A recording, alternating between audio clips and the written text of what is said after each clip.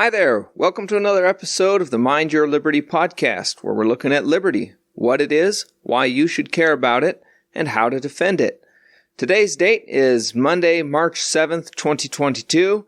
My name is Andrew, and today we're looking at Washington's farewell address.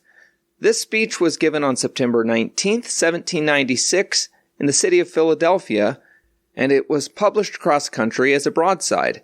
It was first published as the Address of General Washington to the People of America on his declining the presidency of the United States.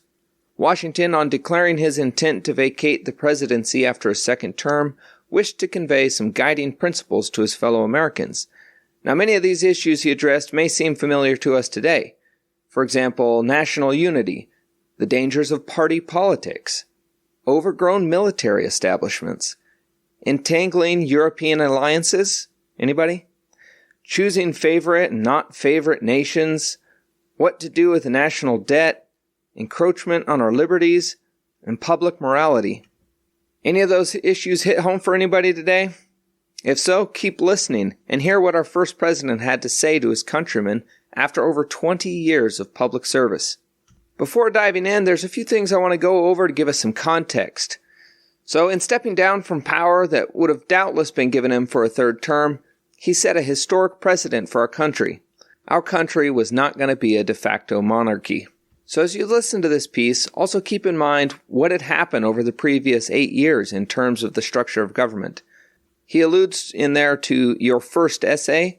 Well, when you hear that, don't forget this is a second try at this government. Before we had the Constitution, we had the Articles of Confederation. But even the Constitution was basically a skeleton framework to work with. Washington and his administration had put flesh and sinew upon it and made it into what Washington hoped was a respectable nation. Also, keep in mind while you listen the size of the country at that time. Basically, it extended to the west to the Mississippi, with most of the westernmost lands still territories. It wasn't the coast-to-coast nation it is today, but it still had many of the same issues we face today. Near the end of the speech, he alludes to my proclamation of the 22nd of April, 1793. I didn't know what that was, so I went and looked it up. Basically, this was a proclamation of neutrality in France's ongoing war with various European nations. I linked to that proclamation down in the description. You can check it out on your own time. Also, in world history at the time, Russia had formally annexed Crimea in 1784. 12 years prior to this speech. Along the way, it has assimilated a large part of present-day Ukraine into its empire. I know that probably wasn't directly applicable to this speech, but I felt like mentioning it anyway for some reason. It's also worth mentioning that this speech was originally drafted for Washington by James Madison in 1792, when he had wished to retire. Obviously, he stayed for a second term, and this speech was heavily revised and redrafted by James Madison and Washington before its delivery in September 1796. If you missed it, be sure and go back and listen to Wordy Wednesday number 1, the previous episode, where I cover a few of the archaic words that I ran into while reading this speech. I link to that in the description below also. All right, here it is, Washington's farewell address. Enjoy. Fellow friends and citizens, the period for a new election of a citizen to administer the executive government of the United States being not far distant, and the time actually arrived when your thoughts must be employed in designating the person who is to be clothed with that important trust, it appears to me proper, especially as it may conduce to a more distinct expression of the public voice, that I should now apprise you of the resolution I have formed to decline being considered among the number of those out of whom a choice is to be made. I beg you, at the same time, to do me the justice to be assured that this resolution has not been taken without a strict regard to all the considerations appertaining to the relation which binds a dutiful citizen to his country, and that, in withdrawing the tender of service, which silence in my situation might imply, I am influenced by no diminution of zeal for your future interest, no deficiency of grateful respect for your past kindness, but am supported by a full conviction that the step is compatible with both. The acceptance of, and continuance hitherto in, the office to which your suffrages have twice called me, have been a uniform sacrifice of inclination to the opinion of duty, and to a deference for what appeared to have been your desire. I constantly hoped that it would have been much earlier in my power, consistently with motives which I am not at liberty to disregard, to return to that retirement from which I had been reluctantly drawn. The strength of my inclination to do this, previous to the last election, had even led to the preparation of an address to declare it to you. But mature reflection on the then perplexed and critical posture of our affairs with foreign nations, and the unanimous advice of persons entitled to my confidence, impelled me to abandon the idea. I rejoice that the state of your concerns, external as well as internal, no longer renders the pursuit of inclination incompatible with the sentiment of duty or propriety, and am persuaded, whatever partiality may be retained for my services, that, in present circumstances of our country, you will not disapprove of my determination to retire. The impressions with which I first undertook the arduous trust were explained on the proper occasion. In the discharge of this trust, I will only say that I have, with good intentions, contributed toward the organization and administration of the government the best exertions of which a very fallible judgment was capable. Not unconscious in the outset of the inferiority of my qualifications, experience in my own eyes, perhaps still more in the eyes of others, has strengthened the motives to diffidence of myself. And every day the increasing weight of years admonishes me more and more that the shade of retirement is as necessary to me as it will be welcome. Satisfied that if any circumstances have given peculiar value to my services, they were temporary, I have the consolation to believe that, while choice and prudence invite me to quit the political scene, patriotism does not forbid it. In looking forward to the moment which is intended to terminate the career of my public life, my feelings do not permit me to suspend the deep acknowledgment of that debt of gratitude which I owe to my beloved country for the many honors it has conferred upon me, still more for the steadfast confidence with which it has supported me, and for the opportunities I have thence enjoyed of manifesting my inviolable attachment by services faithful and preserving, though in usefulness unequal to my zeal. If benefits have resulted to our country from these services, let it always be remembered to your praise, and as an instructive example in our annals, that under circumstances in which the passions, agitated in every direction, were liable to mislead, amidst appearances sometimes dubious, vicissitudes of fortune often discouraging, in situations in which not unfrequently want of success has countenanced the spirit of criticism, the constancy of your support was the essential prop of the efforts, and a guarantee of the plans by which they were effected. Profoundly penetrated with this idea, I shall carry it with me to my grave as a strong incitement to unceasing vows that heaven may continue to you the choicest tokens of its beneficence, that your union and brotherly affection may be perpetual, that the free constitution, which is the work of your hands, may be sacredly maintained, that its administration in every department may be stamped with wisdom and virtue, that, in fine, the happiness of the people of these states, under the auspices of liberty, may be made complete by so careful a preservation and so prudent a use of this blessing as will acquire to them the glory of recommending it to the applause, the affection, and adoption of every nation which is yet a stranger to it. Here, perhaps, I ought to stop. But a solicitude for your welfare, which cannot end but with my life, and the apprehension of danger, natural to that solicitude, urge me, on an occasion like the present, to offer to your solemn contemplation, and to recommend to your frequent review, some sentiments which are the result of much reflection, of no inconsiderable observation, and which appear to me all important to the permanency of your felicity as a people. These will be offered to you with the more freedom, as you can only see in them the disinterested warnings of a parting friend, who can possibly have no personal motive to bias his counsel. Nor can I forget, as an encouragement to it, your indulgent reception of my sentiments on a former and not dissimilar occasion. Interwoven as is the love of liberty with every ligament of your hearts, no recommendation of mine is necessary to fortify or confirm the attachment.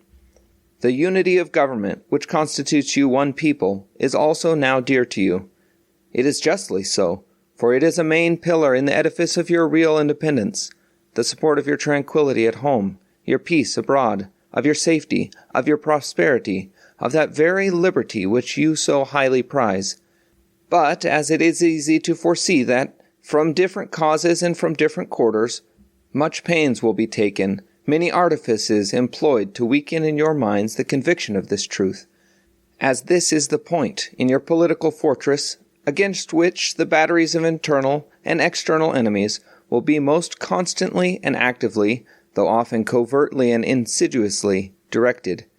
It is of infinite moment that you should properly estimate the immense value of your national union to your collective and individual happiness, that you should cherish a cordial, habitual, and immovable attachment to it, accustoming yourselves to think and speak of it as of the palladium of your political safety and prosperity, watching for its preservation with jealous anxiety, discountenancing whatever may suggest even a suspicion that it can in any event be abandoned, and indignantly frowning upon the first dawning of every attempt to alienate any portion of our country from the rest, or to enfeeble the sacred ties which now link together the various parts. For this you have every inducement of sympathy and interest. Citizens, by birth or choice, of a common country, that country has a right to concentrate your affections. The name of American, which belongs to you in your national capacity, must always exalt the just pride of patriotism more than any appellation derived from local discriminations. With slight shades of difference, you have the same religion, manners, habits, and political principles. You have, in a common cause, fought and triumphed together. The independence and liberty you possess are the work of joint councils and joint efforts of common dangers, sufferings, and successes. But these considerations, however powerfully they address themselves to your sensibility, are greatly outweighed by those which apply more immediately to your interest. Here, every portion of our country finds the most commanding motives for carefully guarding and preserving the union of the whole. The North, in an unrestrained intercourse with the South, protected by the equal laws of a common government, finds in the production of the latter great additional resources of maritime and commercial enterprise and precious materials of manufacturing industry. The South, in the same intercourse, benefiting by the agency of the North, sees its agriculture grow and its commerce expand, turning partly into its own channels the seamen of the North. It finds its particular navigation invigorated, and, while it contributes in different ways to nourish and increase the general mass of the national navigation, it looks forward to the protection of a maritime strength, to which itself is unequally adapted. The East, in a like intercourse with the West, already finds, in the progressive involvement of interior communications by land and water, will more and more find a valuable vent for the commodities which it brings from abroad or manufactures at home. The West derives from the East supplies requisite to its growth and comfort, and, what is perhaps of still greater consequence, it must of necessity owe the secure enjoyment of indispensable outlets for its own productions to the weight, influence, and the future maritime strength of the Atlantic side of the Union, directed by an indissoluble community of interest as one nation. Any other tenure by which the West can hold this essential advantage, whether derived from its own separate strength or from an apostate and unnatural connection with any foreign power, must be intrinsically precarious. While, then, every part of our country thus feels an immediate and particular interest in union, all the parts combined cannot fail to find in the united mass of means and efforts greater strength, greater resource, proportionably greater security from external danger, a less frequent interruption of their peace by foreign nations, and, what is of inestimable value, they must derive from union an exemption from those broils and wars between themselves, which so frequently affright neighboring countries not tied together by the same governments, which their own rival ships alone would be sufficient to produce, but which opposite foreign alliances, attachments, and intrigues would stimulate and embitter. Hence, likewise, they will avoid the necessity of those overgrown military establishments, which under any form of government are inauspicious to liberty, and which are to be regarded as particularly hostile to republican liberty. In this sense it is that your union ought to be considered as a main prop of your liberty, and that the love of the one ought to endear you to the preservation of the other. These considerations speak a persuasive language to every reflecting and virtuous mind, and exhibit the continuance of the Union as a primary object of patriotic desire. Is there a doubt whether a common government can embrace so large a sphere? Let experience solve it. To listen to mere speculation in such a case were criminal. We are authorized to hope that a proper organization of the whole with the auxiliary agency of governments for the respective subdivisions will afford a happy issue to the experiment. It is well worth a fair and full experiment. With such powerful and obvious motives to union, affecting all parts of our country, while experience shall not have demonstrated its impracticability, there will always be reason to distrust the patriotism of those who in any quarter may endeavor to weaken its bands. In contemplating the causes which may disturb our Union, it occurs as a matter of serious concern that any ground should have been furnished for characterizing parties by geographical discriminations, northern and southern, Atlantic and western, whence designing men may endeavor to excite a belief that there is a real difference of local interests and views. One of the expedients of party to acquire influence within particular districts is to misrepresent the opinions and aims of other districts. You cannot shield yourselves too much against the jealousies and heart-burnings which spring from these misrepresentations. They tend to render alien to each other those who ought to be bound together by fraternal affection. The inhabitants of our western country have lately had a useful lesson on this head. They have seen, in the negotiation by the executive, and in the unanimous ratification by the Senate, of the treaty with Spain, and in the universal satisfaction at that event throughout the United States, a decisive proof how unfounded were the suspicions propagated among them of a policy of the general government, and in the Atlantic States unfriendly to their interests in regard to the Mississippi.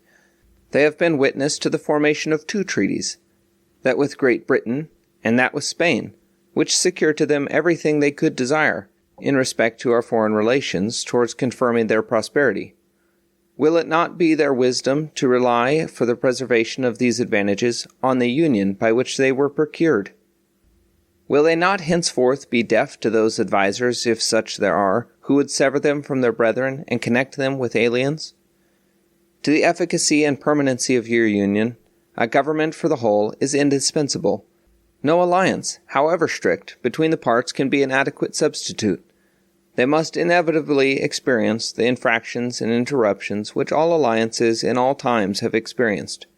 Sensible of this momentous truth, you have improved upon your first essay, by the adoption of a constitution of government better calculated than your former, for an intimate union, and for the efficacious management of your common concerns.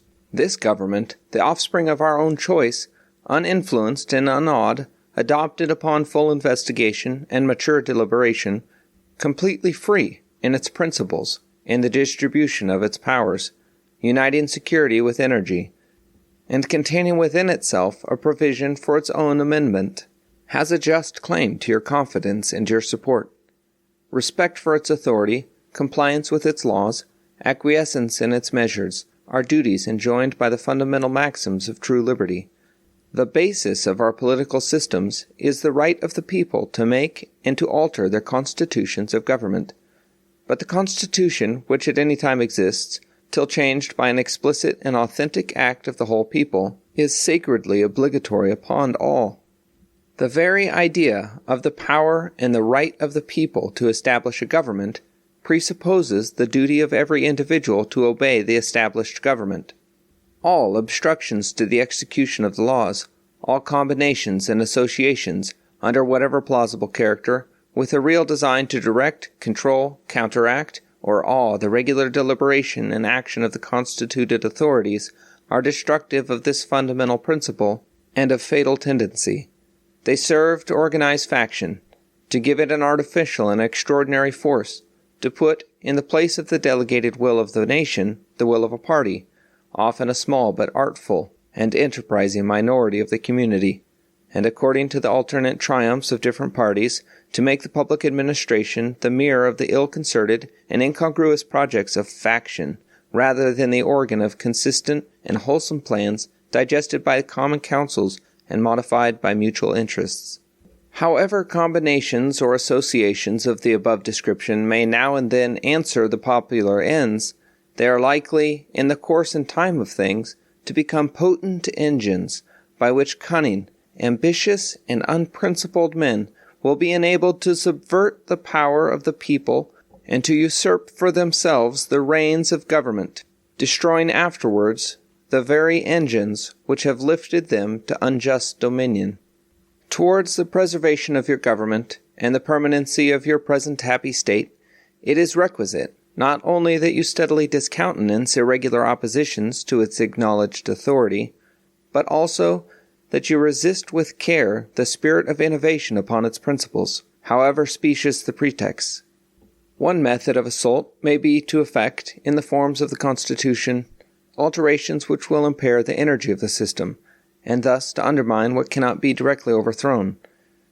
In all the changes to which you may be invited, remember that time and habit are at least as necessary to fix the true character of governments as of other human institutions.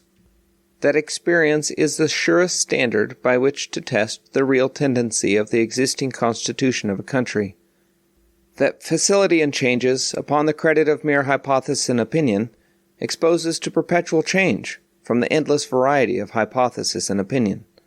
And remember, especially, that for the efficient management of your common interests, in a country so extensive as ours, a government of as much vigor as is consistent with the perfect security of liberty is indispensable.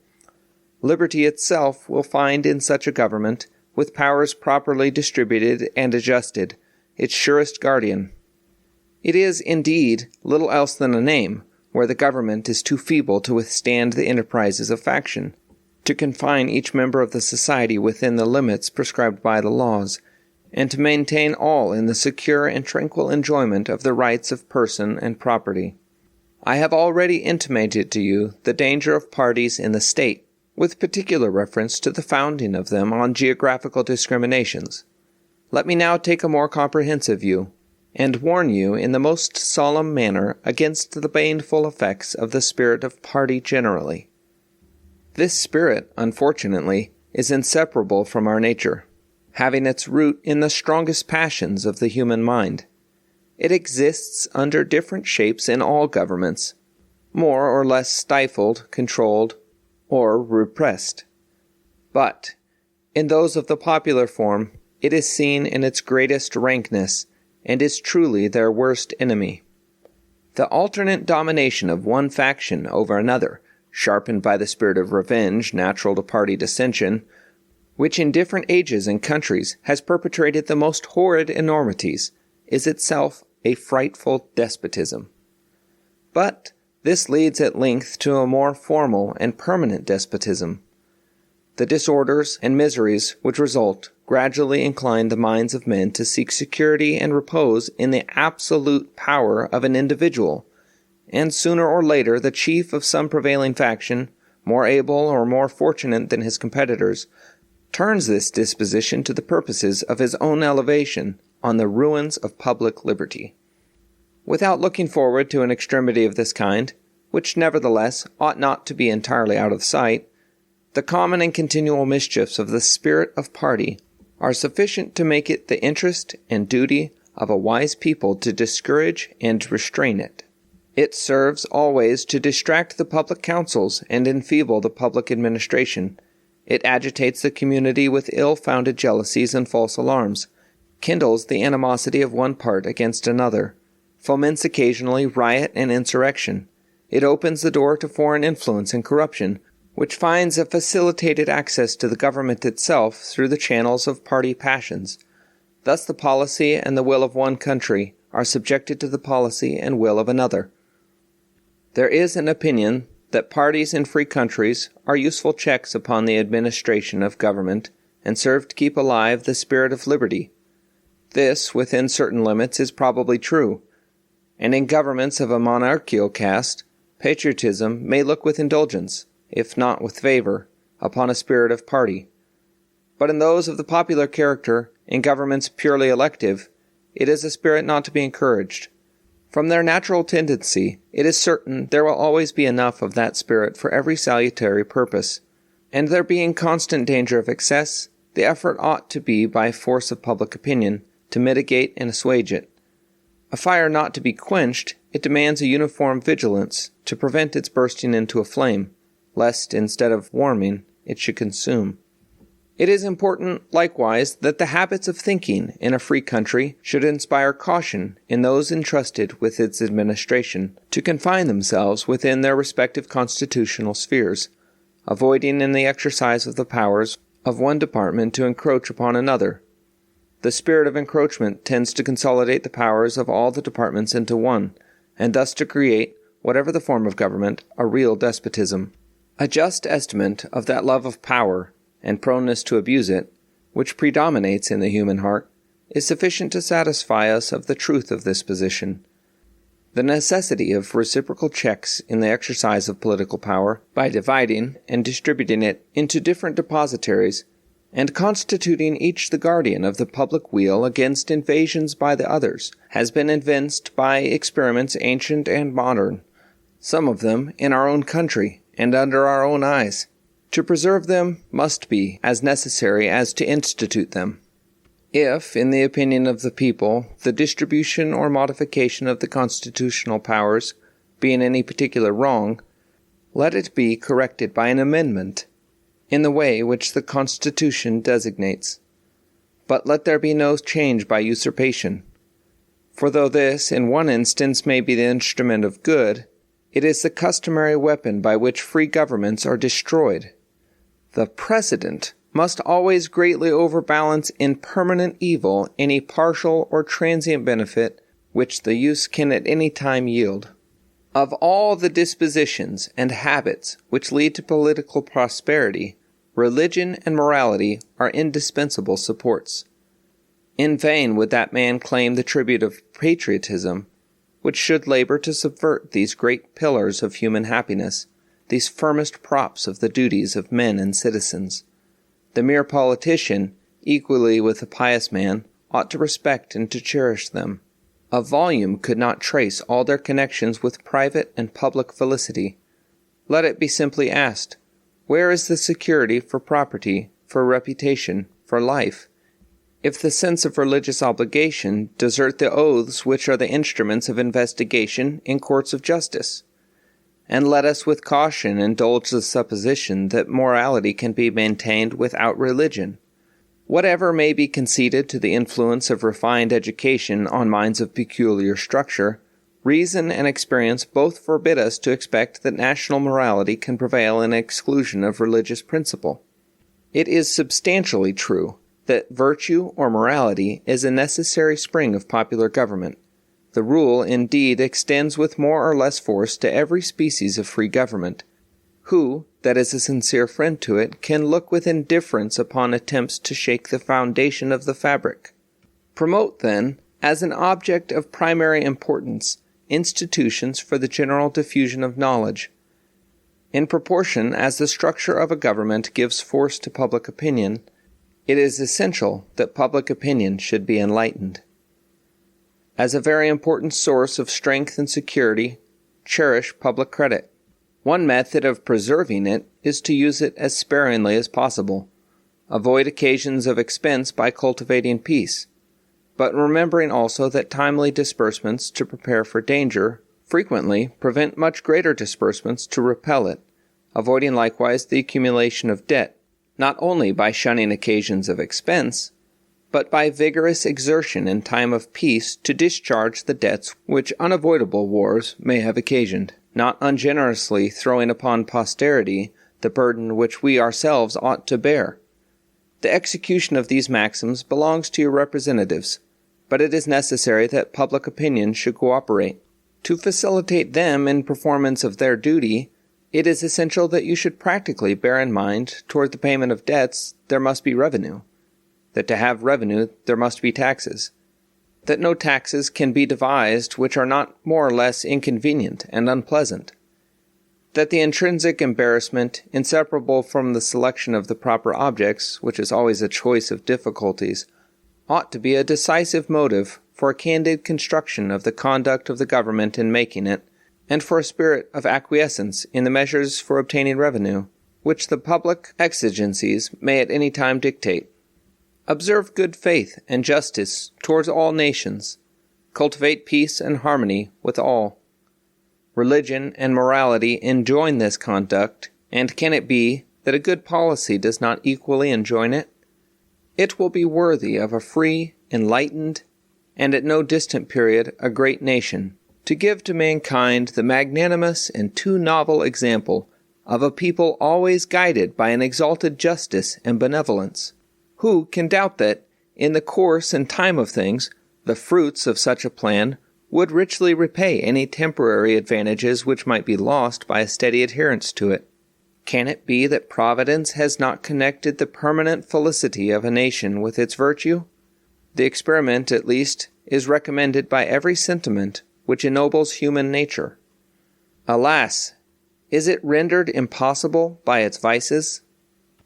In the execution of such a plan, nothing is more essential than that permanent, inveterate antipathies against particular nations and the passionate attachment for others should be excluded, and that in place of them just and amicable feelings toward all should be cultivated.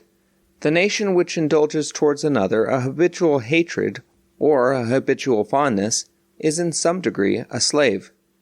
It is a slave to its animosity or to its affection, either of which is sufficient to lead it astray from its duty and its interest. Antipathy in one nation against another disposes each more readily to offer insult and injury, to lay hold of slight causes of umbrage, and to be haughty and intractable when accidental or trifling occasions of dispute occur. Hence frequent collisions, obstinate, envenomed, and bloody contests. The nation, prompted by ill will and resentment, sometimes impels to war the government, contrary to the best calculations of policy. The government sometimes participates in the national propensity, and adopts through passion what reason would reject. At other times it makes the animosity of the nation subservient to the projects of hostility instigated by pride, ambition, and other sinister and pernicious motives. The peace often, sometimes perhaps the liberty, of nations has been the victim. So likewise, a passionate attachment of one nation for another produces a variety of evils. Sympathy for the favorite nation, facilitating the illusion of an imaginary common interest, in cases where no real common interest exists, and infusing into one the enmities of the other, betrays the former into a participation in the quarrels and wars of the latter without adequate inducement or justification. It leads also to concessions to the favorite nation of privileges denied to others, which is apt doubly to injure the nation making the concessions, by unnecessarily parting with what ought to have been retained, and by exciting jealousy, ill will, and a disposition to retaliate in the parties from whom equal privileges are withheld. And it gives to ambitious, corrupted, or deluded citizens who devote themselves to the favorite nation facility to betray or sacrifice the interests of their own country without odium, sometimes even with popularity, gilding, with the appearances of a virtuous sense of obligation, a commendable deference for public opinion, or a laudable zeal for public good, the base or foolish compliances of ambition, corruption, or infatuation. As avenues to foreign influence in innumerable ways, such attachments are particularly alarming to the truly enlightened and independent patriot. How many opportunities do they afford to tamper with domestic factions, to practice the arts of seduction, to mislead public opinion, to influence or awe the public councils? Such an attachment of a small or weak towards a great and powerful nation dooms the former to be the satellite of the latter. Against the insidious wiles of a foreign influence, I conjure you to believe me, fellow citizens. The jealousy of a free people ought to be constantly awake, since the history and experience prove that foreign influence is one of the most baneful foes of republican government. But that jealousy, to be useful, must be impartial, else it becomes the instrument of the very influence to be avoided, instead of a defense against it. Excessive partiality for one foreign nation and excessive dislike of another cause those whom they actuate to see danger only on one side, and serve to veil and even second the arts of influence on the other. Real patriots who may resist the intrigues of the favorite are liable to become suspected and odious, while its tools and dupes usurp the applause and confidence of the people to surrender their interests. The great rule of conduct for us in regard to foreign nations is in extending our commercial relations, to have with them as little political connection as possible. So far as we have already formed engagements, let them be fulfilled with perfect good faith. Here let us stop. Europe has a set of primary interests which to us have none or a very remote relation. Hence she must be engaged in frequent controversies, the causes of which are essentially foreign to our concerns. Hence, therefore, it must be unwise in us to implicate ourselves by artificial ties in the ordinary vicissitudes of her politics, or the ordinary combinations and collisions of her friendships or enmities. Our detached and distant situation invites and enables us to pursue a different course, if we remain one people under an efficient government. The period is not far off when we may defy material injury from external annoyance, when we may take such an attitude as will cause the neutrality we may at any time resolve upon to be scrupulously respected, when belligerent nations, under the impossibility of making acquisitions upon us, will not lightly hazard the giving us provocation, when we may choose peace or war, as our interest, guided by justice, shall counsel. Why forego the advantages of so peculiar a situation? Why quit our own to stand upon foreign ground? Why, by interweaving our destiny with that of any part of Europe, entangle our peace and prosperity in the toils of European ambition, rivalship, interest, humor, or caprice? It is our true policy to steer clear of permanent alliances with any portion of the foreign world, so far, I mean, as we are now at liberty to do it. For let me not be understood as capable of patronizing infidelity to existing engagements.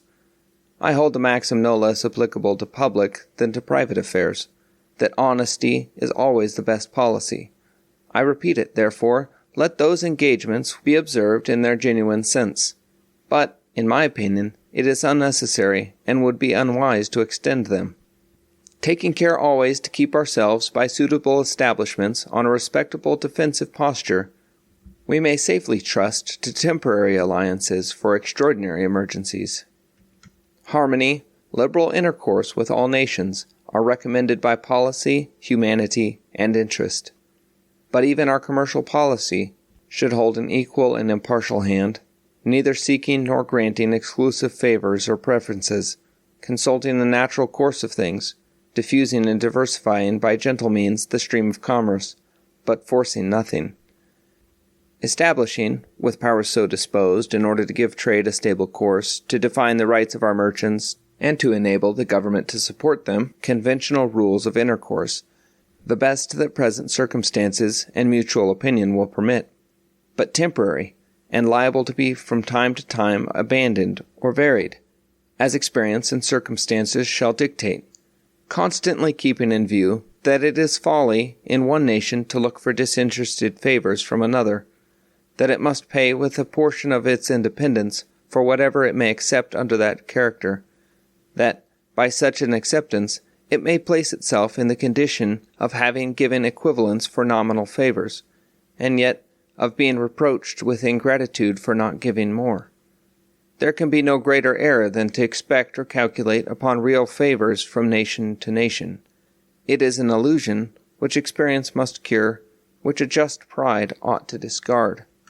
In offering to you, my countrymen, these counsels of an old and affectionate friend, I dare not hope they will make the strong and lasting impression I could wish, that they will control the usual current of the passions, or prevent our nation from running the course which has hitherto marked the destiny of nations.